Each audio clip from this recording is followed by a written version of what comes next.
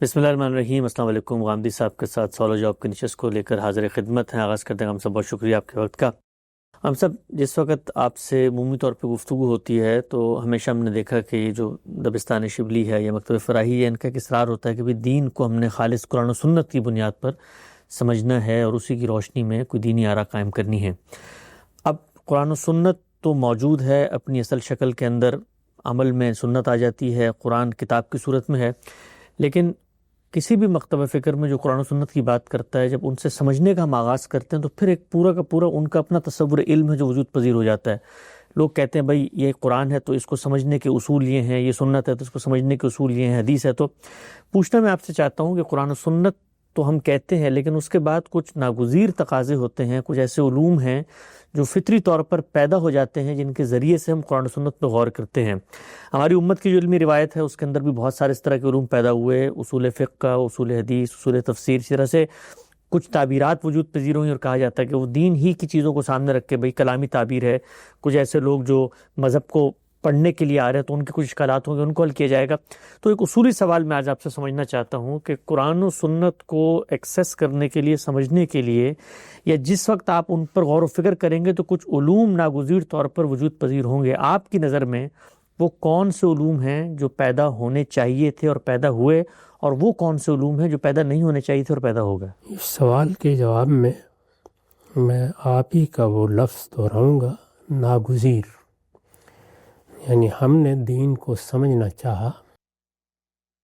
سمجھنا کیوں چاہا؟ اس لیے کہ اس کو مانے، اس پر عمل کریں۔ اس کے نتیجے میں یہ ضرورت محسوس ہوئی کہ فلاں چیز بھی جاننی پڑے گی۔ اس کی میں چند مثالیں دے دیتا ہوں۔ قرآن مجید اللہ کی کتاب ہے، ہم اللہ کی کتاب کی حیثیت سے اس کو سمجھنا چاہتے ہیں۔ اس کو سمجھنے کے لیے اس کو پڑھیں گے۔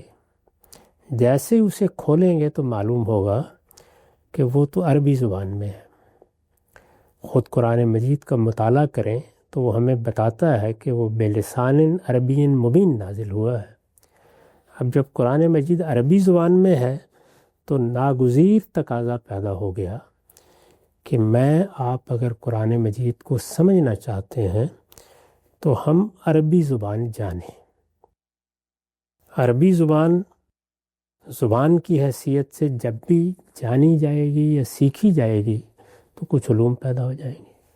جیسے مفردات القرآن کا علم ہے، جس کو آپ علم لغت کہتے ہیں، یا جملوں کی تالیف کا علم ہے جسے آپ صرف و نحو سے تعبیر کرتے ہیں، یا اسی طریقے سے بلاغت اور بلاغت کے اسالیب کا علم ہے، اسے آپ اسالیب القرآن سے بھی تعبیر کر سکتے ہیں، اور جو ہمارے ہاں عام طور پر معنی وغیرہ کی یا بدیع کی اصطلاحات ہیں ان سے بھی تعبیر کر سکتے ہیں۔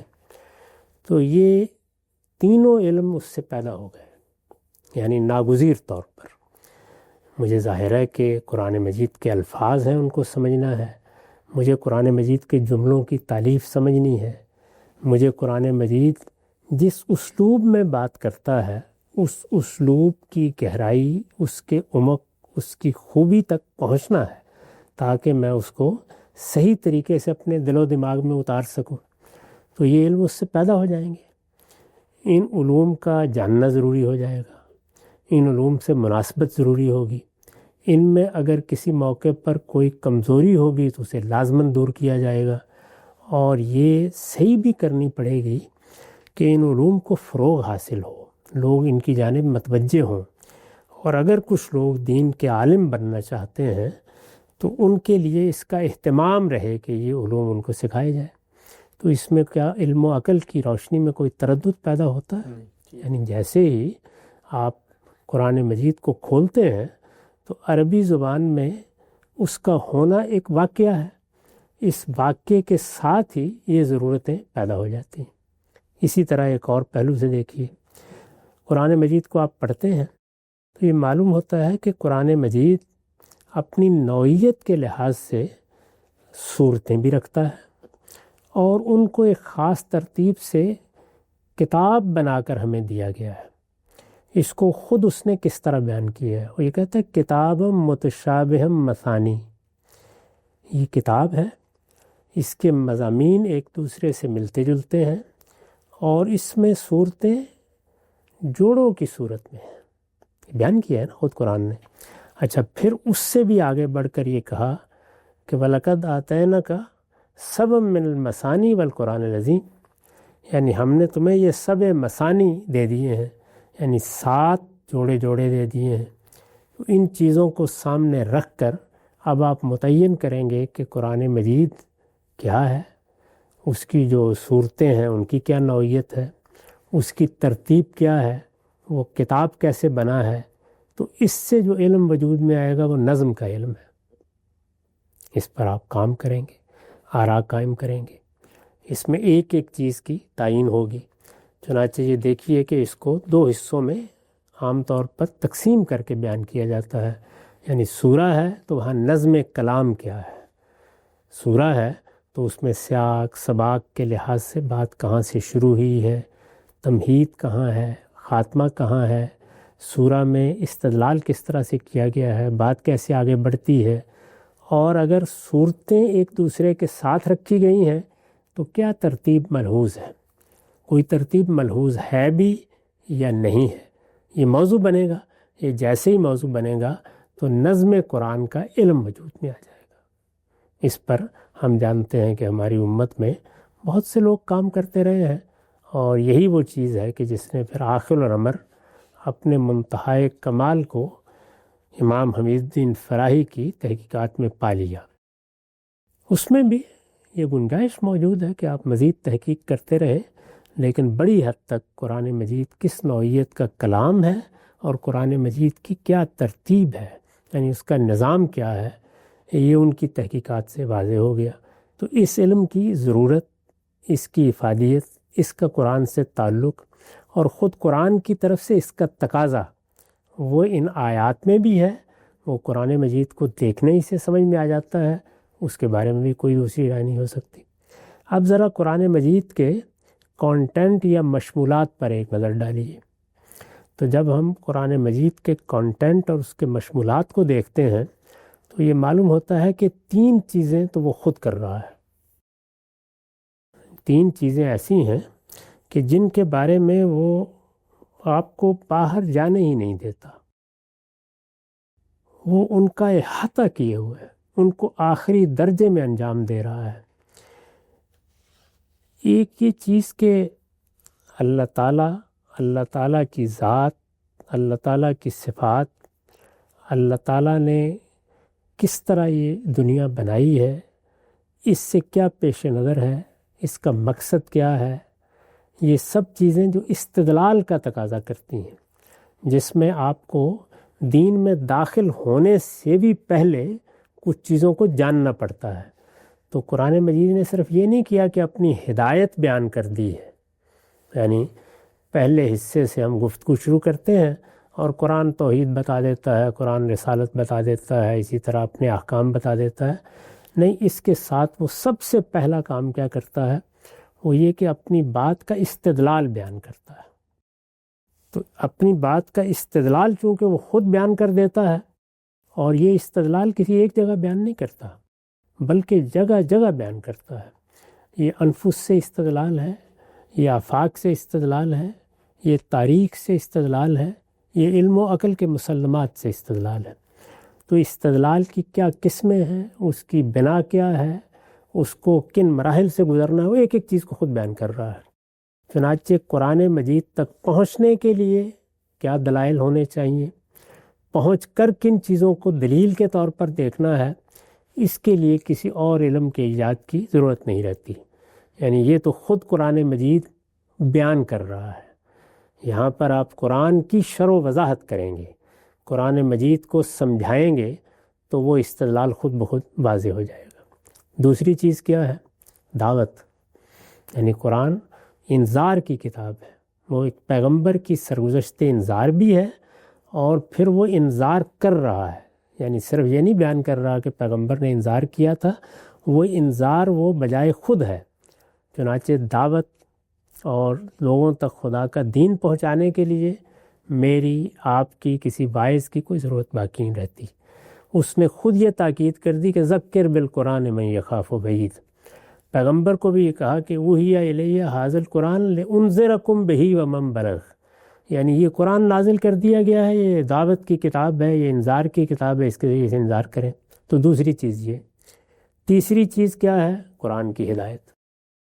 تو ان تینوں چیزوں کو سامنے رکھ کر جب آپ قرآن کے کانٹینٹ کی وضاحت کریں گے، اور اس کے دو ہی طریقے ہوتے ہیں، ایک طریقہ یہ ہے کہ آپ کوئی تفسیر لکھتے ہیں، حواشی لکھ دیتے ہیں، اور یا یہ کہ آپ ان ساری چیزوں کو سامنے رکھ کر دین کی یا اس کی ہدایت کی شرح و وضاحت کر دیتے ہیں۔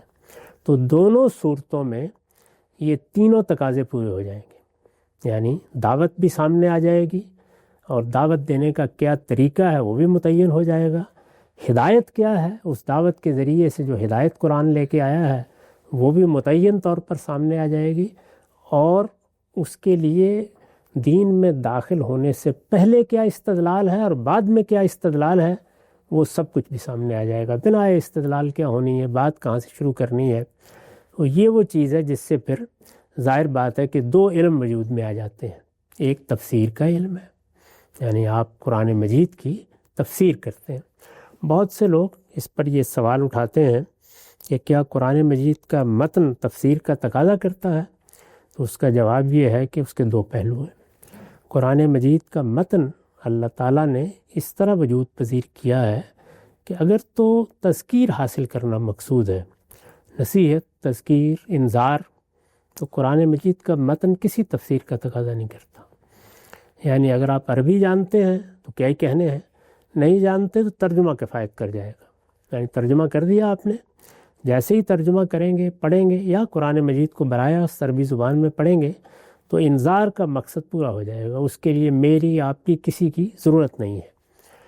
البتہ قرآن مجید کا ایک دوسرا پہلو علم کا پہلو ہے، یعنی وہ اللہ تعالیٰ کی طرف سے بڑا برتر علم لے کے آیا ہے۔ وہ برتر علم ہے جس کے رموز تک پہنچنے کے لیے محنت کرنا ہوگی، اس میں صلاحیت بھی چاہیے، اس میں خاص ذوق بھی چاہیے، اس میں خدا داد رجحانات بھی چاہیے۔ اس طرح کے لوگ کم پیدا ہوتے ہیں۔ وہ اپنی زندگی وقف کریں گے تو پھر وہ تفسیر وجود میں آئے گی جو ان پہلوؤں سے لوگوں کے لیے اطمینان کا ذریعہ بن سکے یا ان کی رہنمائی کر سکے، کیونکہ دنیا میں دونوں ضرورتیں موجود ہیں، علمی ضرورتیں بھی دین سے متعلق اسی طرح ہیں، اور یہی معاملہ عام لوگوں کی تذکیر نصیحت کا بھی ہے۔ دوسرا علم وہ وجود میں آئے گا جس میں آپ قرآن کی ہدایت، یعنی قرآن میں تو بظاہر انذار کے اسلوب میں بیان ہوئی ہے، تو قرآن کی ہدایت کو آپ متعین اور مدون صورت میں لوگوں تک پہنچائیں گے، اس کی وضاحت کریں گے۔ جس طرح مثال کے طور پر آپ دیکھیے تو ہماری علمی تاریخ میں غزالی نے احیاء یا کیمیائے سعادت لکھی ہے، شاہ ولی اللہ نے حجت البالغہ لکھی ہے، اس فقیر نے میزان لکھی ہے۔ تو وہ کتابیں پھر وجود میں آتی ہیں جو قرآن مجید میں جو دین یا اس کی ہدایت بیان کی گئی اس کی شرح و وضاحت کرتی ہیں، اور یا قرآن مجید کی تفسیر وجود میں آ جائے گی۔ تو میں نے عرض کیا کہ یہ علوم بھی گویا قرآن کے وجود ہی سے پیدا ہو گئے، لازمی طور پر پیدا ہو گئے، ناگزیر تقاضوں کی صورت میں پیدا ہو گئے، کیونکہ انسان نے سیکھنا ہے تو یہ اس کی ضرورت ہے۔ اس کے بعد ایک اور علم بھی ناگزیر طور پر سامنے آتا ہے، اور وہ علم حدیث کا علم ہے، یعنی اس قرآن مجید سے متعلق اس دین کے بارے میں میں یا آپ آج پہلے دن کوئی تحقیق نہیں کر رہے ہیں، اس کے پیچھے ایک تاریخ ہے۔ یہ تاریخ شروع کہاں سے ہوئی ہے؟ یہ محمد الرسول اللہ سے شروع ہوئی، یعنی سب سے پہلے اس دین کو سمجھنے، اس قرآن مجید کی تفسیر میں کوئی بات کرنے یا اس کے کسی حکم کی شرح و وضاحت میں محمد الرسول اللہ صلی اللہ علیہ وسلم نے لوگوں کی رہنمائی کی ہے۔ اس کے بعد صحابہ کرام میں، تو اب صحابہ کرام کے آثار ہیں۔ رسالت مآب صلی اللہ علیہ وسلم کا علم بھی حدیث کی صورت میں مرتب ہوا ہے، وہ علم ہے، یعنی دین تو الگ ہے، وہ پہنچ گیا۔ تو اس علم تک پہنچنا، اس کو سمجھنے کی کوشش کرنا، اس کے بارے میں اسی طریقے سے بہت سے تقاضے پیدا ہو گئے۔ تو علم حدیث، اصول حدیث، یہ علوم اس کے نتیجے میں وجود پذیر ہو گئے۔ پھر یہ دین جو ہمیں دیا گیا ہے، جیسے ہی ہم اس کو زندگی سے متعلق کرتے ہیں تو بہت سے معاملات ایسے ہیں جن میں نئے احوال کے ساتھ یا نئے افراد کے ساتھ اس کے تعلق کو ہمارے فہم پر چھوڑ دیا گیا ہے، یعنی وہ خود اللہ تعالیٰ نے چھوڑا ہے، یہ اس کا موقع نہیں ہے، ورنہ میں آپ کو مثالیں دے کے بتاتا کہ اللہ تعالیٰ کیسے اس کو انسانی فہم پر اعتماد کرتے ہوئے چھوڑ دیتے ہیں کہ یہ معاملہ تم خود سمجھ لو گے۔ وہ خود سمجھ لو گے اصل میں کیا چیز ہوتی ہے، وہ یا اللہ تعالیٰ کی بات کے لسانی مضمرات ہوتے ہیں یا عقلی مضمرات ہوتے ہیں، ان کو کوئی صاحب علم کھولتا ہے، اسی کو فقہ کہتے ہیں، تو اس سے وہ علم وجود میں آ جاتا ہے۔ تو یہ وہ علوم ہے جو ناگزیر طور پر پیدا ہوتے ہیں۔ ان کے علاوہ اگر کوئی علم ہے تو پھر اس کو بتانا چاہیے کہ اس کی افادیت کیا ہے۔ میں دنیوی علوم پر بات نہیں کر رہا، دنیوی علوم بھی ہماری دنیوی ضرورتوں سے پیدا ہوتے ہیں، لیکن دین کے علم میں یہی چیزیں ہیں جو ہماری ضرورت بھی ہیں اور جن کو ہر حال میں حاصل بھی کرنا ہوتا ہے۔ یہ علوم پیدا ہوں گے، ان پر لوگ کام بھی کریں گے۔ اس میں اب کسی سے میرا یا آپ کا اختلاف ہو سکتا ہے، اس اختلاف کے ہم دلائل دے سکتے ہیں، یہ بات کر سکتے ہیں، لیکن یہ جتنے علوم ہیں یہ تو اللہ تعالیٰ کی کتاب تک پہنچنے یا اللہ تعالیٰ کی کتاب کو سمجھنے یا اس پر عمل کرنے اور اس کے امتثال امر کے تقاضا پورا کرنے کے نتیجے میں خود بخود پیدا ہو جائیں گے۔ یعنی ان کو اگر کوئی نام نہ بھی دیں تو ہماری روزمرہ زندگی میں علم موجود ہے، یہ لازماً پیش نظر رہیں گے۔ تو یہ مختصر تجزیہ ہے جو میں نے پیش کر دیا آپ کے سامنے۔ اس کے علاوہ جو علوم ہمارے ہاں پیدا ہوئے ہیں میرے نزدیک اس میں کیونکہ وہ تین ہی بڑے علم ہیں، علم کلام ہے، تصوف ہے اور فقہ ہے۔ تو فقہ کے معاملے میں تو میں نے عرض کر دیا کہ وہ ایک ضرورت سے پیدا ہوتی ہے، وہ ہر حال میں رہے گی، یعنی وہ معاملات جن کو مسکوت عنہ کہا جاتا ہے، جن کے بارے میں اللہ تعالیٰ نے کوئی حکم الفاظ میں نہیں دیا یا پیغمبر کی طرف سے ہم کو نہیں ملا، تو وہاں پر ہم یہ دیکھتے ہیں کہ معاملہ موجود ہے، فرد موجود ہے، حکم کا تعلق عقلاً سمجھ میں آ رہا ہے، تو حکم کا اطلاق کرنا ہے یا اس کو اخذ کرنا ہے، اس میں یہ علم وجود میں آئے گا۔ اس پر اگر میں نے کبھی کوئی تنقید کی ہے تو وہ اس پہلو سے کی ہے کہ اس میں کیا دائرہ رہنا چاہیے۔ مثال کے طور پر میں یہ سمجھتا ہوں کہ اس میں وہ حصہ جس میں خود شریعت کو سمجھا جاتا ہے اس کو بالکل الگ رکھنا چاہیے، اور وہ حصہ جس میں مسکوت عنہ مسائل کے بارے میں گفتگو کی جاتی ہے اس کو بالکل الگ رکھنا چاہیے۔ لیکن اصلاً اس علم کی ضرورت نہیں ہے، یہ میں نے کبھی نہیں کہا۔ تصوف کے معاملے میں ہمیشہ یہ عرض کیا ہے کہ وہ ہماری سرے سے کوئی ضرورت ہی نہیں ہے، اس لیے کہ ہم تو اللہ کے لائے ہوئے دین پر راضی ہو گئے، وہ جتنی کچھ ہدایت ہم کو ملنی تھی وہ ہمیں مل گئی۔ اس کے بعد ہم نہ کسی اور الہام کے محتاج ہیں، نہ کسی اور کشف کی طرف ہمیں رجوع کرنے کی ضرورت ہے، نہ فلسفیانہ مسائل جو ماورا سے متعلق ہے وہ ہماری دلچسپی کا موضوع ہونا چاہیے۔ جتنا علم ہم کو ہمارے پروردگار نے دے دیا ہم اس پر راضی ہیں، رضیت باللہ ربا و بالاسلام دینا۔ تو یہاں تو معاملے کی نوعیت ہی یہی ہے۔ علم کلام کے باب میں یہ کہا جا سکتا تھا کہ اس میں در حقیقت اس استدلال کی وضاحت کی گئی ہے، تو استدلال کی وضاحت اگر فی الواقع قرآن مجید کی روشنی میں ہوتی تو اس کو بھی سر آنکھوں پر رکھنا چاہیے تھا، وہ ہم تفسیر میں کر دیتے ہیں اور اس کو بیان بھی کرتے رہتے ہیں۔ تو اس کا حاصل محصول جب ہم نے اس کو پڑھا تو دو ہی چیزیں تھیں، ایک یہ کہ ذات باری کے اس بات کے لیے دلیل حدوث پیش کی گئی، اور دوسرے ذات باری کا فلسفیانہ تصور متعین کیا گیا۔ دلیل کا معاملہ یہ ہے کہ اس کا صغرا خود محتاج دلیل ہے، تو جس دلیل کا صغرا محتاج دلیل ہو، سوال یہ ہے کہ وہ کیا خدمت انجام دے گی، اور جو تصور پیش کیا گیا اس نے سوائے تشبیہ اور تنزیہ کے جدال کے اور کچھ پیدا ہی نہیں کیا، وہ ہماری ضرورت ہی نہیں تھی۔ اس میں اتنی بات بہت کافی ہے جتنی اللہ کی کتاب نے بیان کر دی ہے۔ اللہ تعالیٰ کی ذات، اللہ تعالیٰ کی صفات کے معاملے میں قرآن مجید کا بیان ہر لحاظ سے مکتفی ہے، اس سے زائد، اس سے باہر، اس سے دائیں، اس سے بائیں کسی چیز کی طرف التفات کی ضرورت ہی نہیں ہے۔ یہ ہمارا موقف ہے، اس سے کوئی شخص اختلاف کر سکتا ہے، اس کو اپنے دلائل پیش کرنے کا حق ہے۔ میں نے بہت مختصر طریقے سے اپنی بات بیان کر دی۔ ہم سب نقطہ بالکل واضح ہو جاتا ہے۔ اچھا، اگر حاصل اصول اس پوری گفتگو کا ہم دیکھیں ہم سب، تو پھر یہ ہوا کہ اگر آپ قرآن و سنت کی طرف التفات کرتے ہیں تو پھر اصول تفسیر ناگزیر تقاضا ہوگا، وجود پذیر ہوں گے، اصول حدیث وجود پذیر ہوں گے، اور اصول فقہ وجود پذیر ہوں گے۔ یہ تین علوم فطرت کے عین اصول اور تقاضوں کے مطابق قرآن و سنت کی طرف مراجعت کے بعد پیدا ہونے چاہیے تھے اور پیدا ہوئے، یہ بات ٹھیک ہوگی؟ کوئی شک نہیں۔